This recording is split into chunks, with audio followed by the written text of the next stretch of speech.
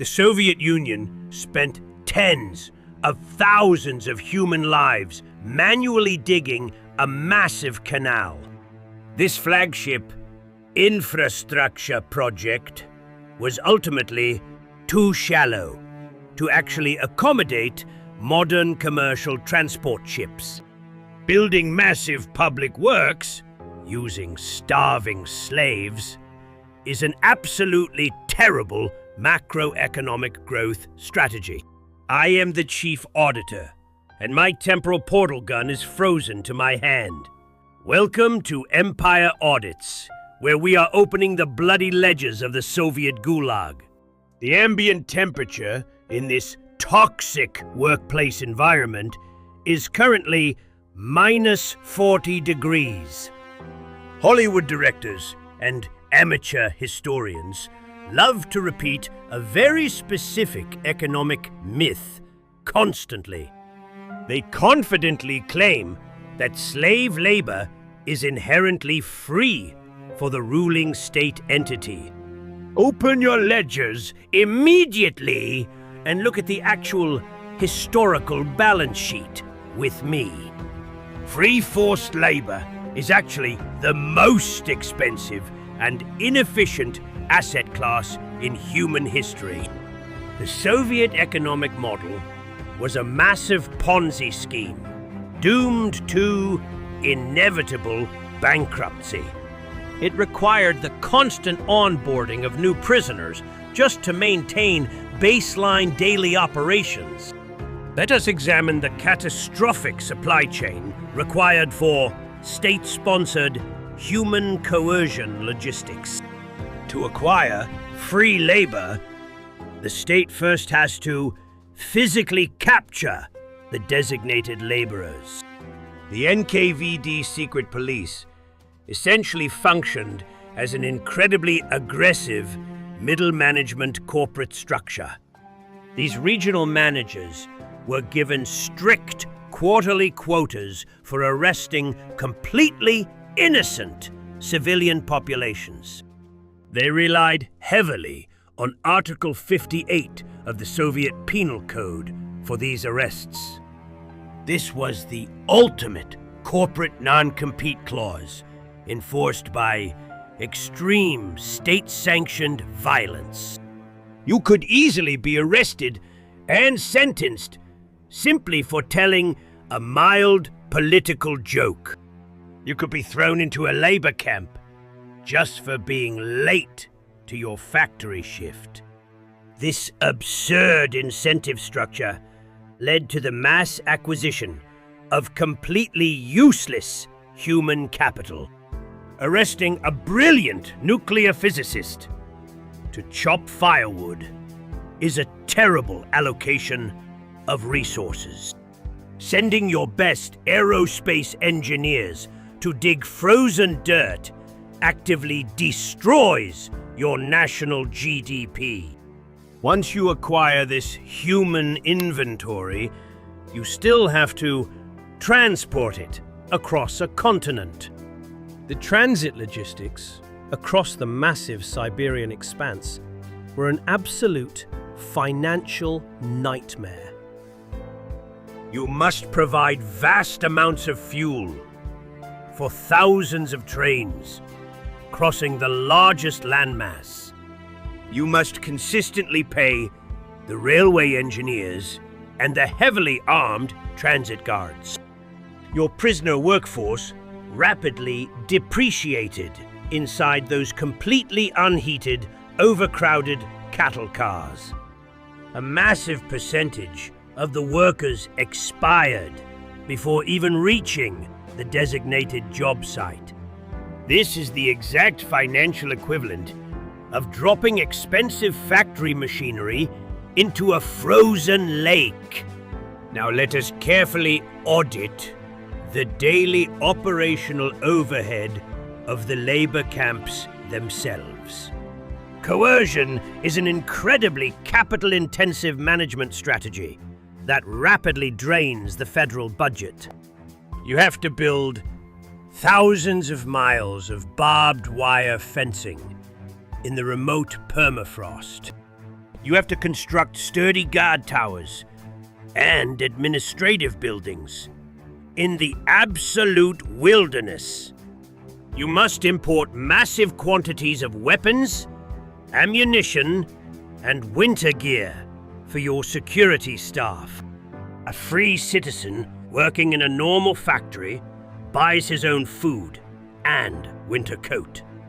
The state does not have to pay for a free workers' housing or a security detail. In the Gulag, the state becomes responsible for the total upkeep of millions of prisoners. Even when feeding them starvation-level rations, the logistical cost of importing grain is astronomical. You have to transport that meager food supply across thousands of miles of frozen wasteland. Guards demand high salaries, hazard pay, and early pensions for working in these brutal conditions. Maintaining the guard dogs alone required importing massive shipments of premium meat to the camps. The dogs often ate significantly better calories than the human workforce they were actively guarding. What exactly was the state getting in return for this massive daily capital expenditure? Let us return to the flagship infrastructure project, known as the White Sea-Baltic Canal. The state management decided to build a massive waterway using exclusively manual prisoner labor. They categorically refused to allocate heavy machinery like modern excavators or steam-powered dredging equipment. Hundreds of thousands of starving prisoners dug through solid granite rock using primitive hand tools. They used wooden wheelbarrows and makeshift shovels to move literal mountains of frozen earth. This is the absolute definition of technological regression, masquerading as brilliant industrial progress. The human cost was horrific, with tens of thousands dying during the rushed construction phase. When the canal was finally completed, the state threw a massive, self-congratulatory propaganda celebration event. The state spent a fortune in human lives to manually build a completely useless puddle. A crew of paid, professional engineers with modern machinery would have built it correctly. It would have cost the state significantly less money in the grand macroeconomic scheme. The financial math looks even worse when we audit the notorious Kolyma gold mining operations. The state sent millions of prisoners to mine gold in the coldest inhabited place on Earth. Let us look closely at the raw caloric economics of this frozen corporate enterprise. A human body requires a massive amount of calories just to survive in extreme cold. Swinging a heavy pickaxe in -50-degree weather burns energy at a staggering rate. The camp administration strictly tied daily food rations to absolutely impossible daily production quotas. If a starving prisoner failed to mine enough gold, their meager bread ration was immediately cut.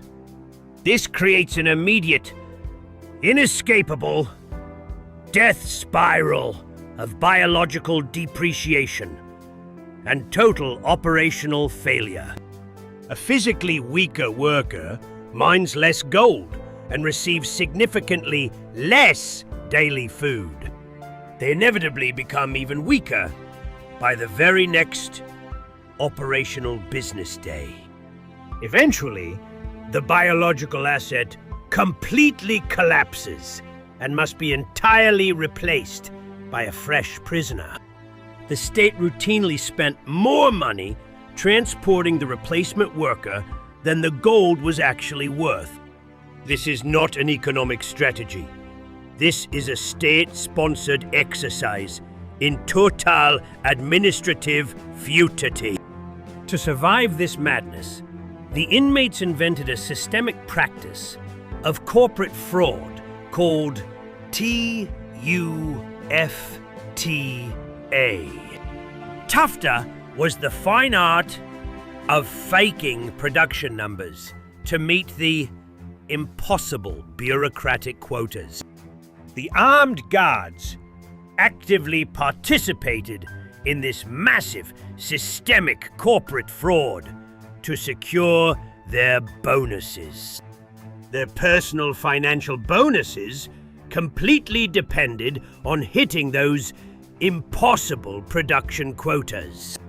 The Central Planning Office in Moscow received glowing reports of massive, unprecedented regional industrial success. Meanwhile, the actual physical inventory on the ground was rotting, broken, or entirely non-existent. The ultimate failure of this corporate model lies in the complete destruction of human innovation. An economy driven entirely by absolute terror will inevitably experience massive technological stagnation over time. A starving slave with a wooden wheelbarrow is never going to invent the silicon microchip. A terrified prisoner is never going to suggest a more efficient workflow to the camp director. If a prisoner operates a complex machine efficiently, their personal production quota is immediately raised. Therefore, the terrified workers are actively incentivized to deliberately break their heavy tools. This intentional sabotage effectively slows down the entire daily production workflow. You cannot manage a modern, complex industrial economy using the motivational tactics of ancient pharaohs. The state eventually realized that locking up their best scientists was a massive strategic error. They created special prisons called sharashkas, where captive engineers were forced to design military aircraft. Creativity simply does not flourish when a guard is holding a loaded rifle to your head. The sheer bureaucratic weight of maintaining this massive prison network slowly crushed the Soviet economy. The cost of the guards, the administration, the transportation, and the sheer inefficiency was completely unsustainable. After the CEO of this tyrannical enterprise finally died, the new board of directors panicked. They immediately initiated widespread mass prisoner amnesties to cut their astronomical operational overhead costs. They simply could no longer afford the astronomical operational overhead of the labor camps. The system did not collapse simply because the new administration suddenly grew a moral conscience overnight. The system collapsed entirely because the balance sheet was bleeding red ink across the continent. The audit is now concluded, and I strongly suggest you close your ledgers immediately, interns. Your weekly audit assignment is currently posted on the digital chalkboard down in the comments section. Tell me which modern mega-corporation most closely resembles this historical model of brutal bureaucratic inefficiency. If you wish to retain your company health insurance, you must hit the subscribe button immediately. Failure to comply will result in your immediate transfer to the Kolyma Winter Mining Division. Dismissed, interns, before I lose my remaining patience and freeze to death in this godforsaken wasteland.